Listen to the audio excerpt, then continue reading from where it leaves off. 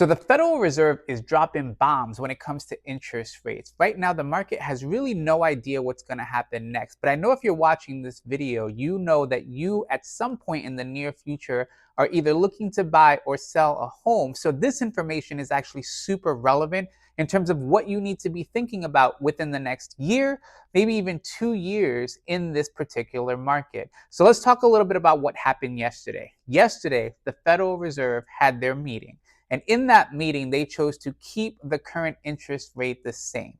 But what was more important than that was the fact that they were projecting even less interest rate cuts than what they were predicting in the beginning of the year. So the idea of higher for longer is actually higher for much longer.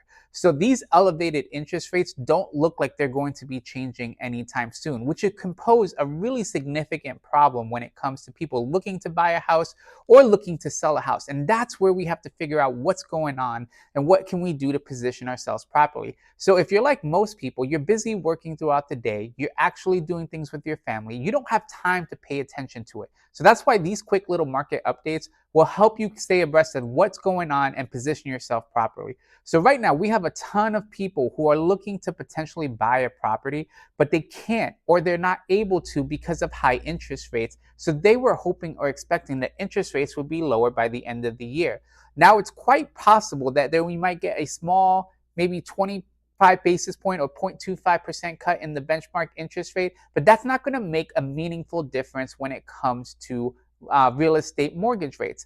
Now, what's even more alarming is when you look at other metrics that are talking about what's going to happen next year, is that we're also not seeing that benchmark interest rates are going to have a significant impact within the next year as well. So not only for throughout this year, but going into next year, we believe that interest rates are going to stay elevated. So that's going to create a huge problem for most people looking to buy a home who have been putting it off, or looking to sell their home but have been looking to put it off because they're locked into some much lower rates.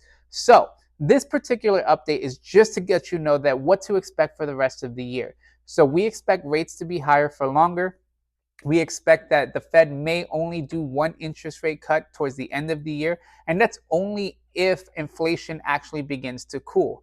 Another report was released yesterday called the CPI, a Consumer Price Index, and it showed that year over year inflation has remained the same but elevated at 3.3%.